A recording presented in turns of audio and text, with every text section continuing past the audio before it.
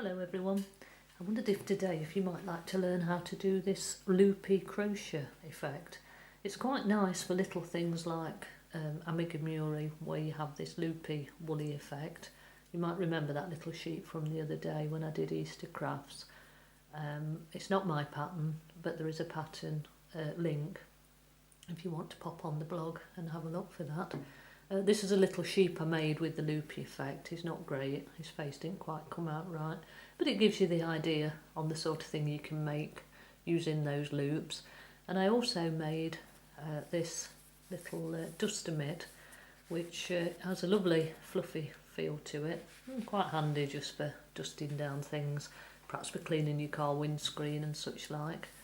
And it's really easy to do. It takes a little bit of getting used to, but it's worth persevering because it is a quick and easy, effective stitch. Now you can do it so that the loops are on both sides like this, if you can see that. The loops are there, which is quite nice for, say, a scarf or something where you want both sides to be the same. But if you're just doing something like this where you just want them on one side, or like the sheep where they'll be stuffed inside, then you just do it with the one on one side. And if you're doing it and wanting it with both on both sides, you do the loopy stitch on every row. And if you're doing it just to have it on one side, then you just do the loopy stitch on one side on one row, and then you go back again with a row of double crochet so that you're on the right side for starting the loopy stitch row again. Now this is English terms, double crochet, which I think if you're in the US you call it a single crochet. So I've done a few rows and I've come back along there in a double crochet row. So you always do the loopy stitch with it facing away from you. So this next row is going to be the loop row. And you simply put your hook into the stitch as if you're going to crochet, and as if you're going to pick up your yarn to pull it through to do the stitch. But instead of pulling it through, you just pop your finger down and hold it down, and then you pick up the yarn on the back and pull it through, and at the same time you're going to get that stitch there that you're holding, if you can see that, the one that you're holding down, and you're going to pull them both through so they both come through there on your hook. Then hook your yarn, and then we're going to go through all 3 stitches on there, and then you just take your finger out of the loop.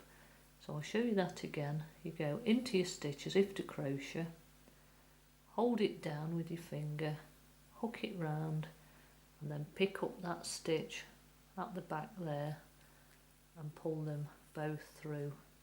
Yarn round your needle and then through all 3 stitches on there, and let go of the loop.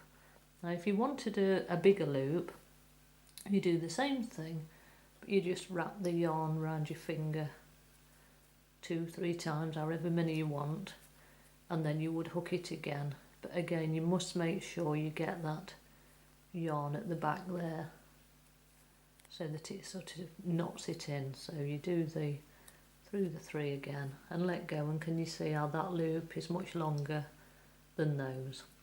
And if you wanted a smaller loop, then obviously perhaps use a pencil, something thin. It'd be a little bit of trial and error to get the right size. So I'll just show you this once more. So you go through as if to crochet, hold it down, hook your yarn, and then pick up that stitch, which hopefully you can see there, bringing them both through on your hook, yarn around the needle, and then through all 3. And once you get a bit of a rhythm going, it's quite an easy stitch to do, like this. And I think that little wash mitt thing took me a couple of evenings, I think, just sat watching the TV and doing it. And I have written out the pattern, although it's only just a square, but I've written the pattern out if you do want to have a go at making that. So there you can see the loopy effect, and that's the long one that we made, so you can see how that works. So there you go. I hope you have a go, and I hope you enjoy having a crochet and trying something different. Bye for now and happy crocheting.